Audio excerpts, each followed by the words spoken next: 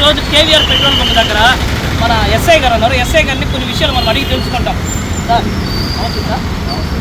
Sir ఏం లేదు, మా రిక్వెస్ట్, ట్రాఫిక్ పోలీసులు అందరూ బాగా కంట్రోల్ చేస్తున్నారు, ఓకే కాదంటే, కానీ మెయిన్ సీసీ కెమెరా ఉన్నాయి, పనిచేస్తున్నాయి, కానీ మన సిగ్నల్స్ ఎందుకు పనిచేస్తుంది సార్? సిగ్నల్స్ పెట్టున్నారు, ఎదురుగా పెట్టున్నారు చూడండి, అక్కడ సిగ్నల్ పెట్టున్నారు, కొత్తగా ఇక్కడ పెట్టున్నారు. ఇది మనం మున్సిపల్ శాఖ అందరూ కలిసి మనకి పెట్టించాడు. అవన్నీ పెట్టేసి అది ఓన్లీ ఓపెన్ చేయడం ఒకటే ఉంది, కనెక్షన్ ఇవ్వడం ఒకటే ఉంది.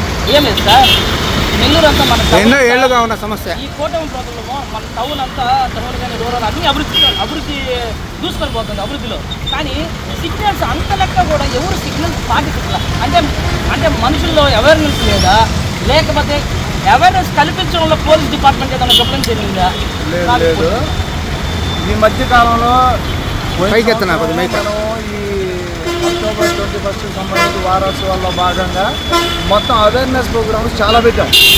మన నెల్లూరు టౌన్లో కూడా మనం 18 పాయింట్లలో, ఎక్కడ గాంధీ బొమ్మ కానీ, విఆర్సీ కానీ, ఆర్టీసీ కానీ, కేవీఆర్ పెట్రోల్ బంక్, అయ్యప్ప గుడి, మొత్తం ఈ ఆటో వాళ్ళకి అందరినీ గ్రూప్ చేసి వాళ్ళకి అవేర్నెస్ కల్పించడం జరిగింది.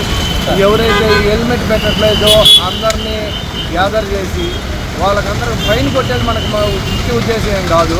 అట్లా కాకుండా వాళ్ళందరినీ గ్యాదర్ చేసి వాళ్ళకి కౌన్సిలింగ్ ఇచ్చి ఇలా చేయడం జరిగింది. ఇంకా మనం చిన్న పిల్లలు కూడా బైక్ రైడ్ చేయడం, లైసెన్స్ లేకుండా తిరగడం, అలాంటి వాళ్ళు కూడా వాళ్ళ తల్లిదండ్రులను పిలిపించి వాళ్ళకి మన పై అధికారులు మన వాళ్ళు చెప్పింది కూడా వాళ్ళకి ఏం ఫైన్ కొట్టాల్సింది ఇదేం లేదు, ఏదో తప్పకుండా వాళ్ళు ఇంకా రేషన్ లెక్కిలేజెన్స్లో ఉండే తప్ప ఉన్న వాళ్ళకి ఫైన్లు కొడుతున్నాము.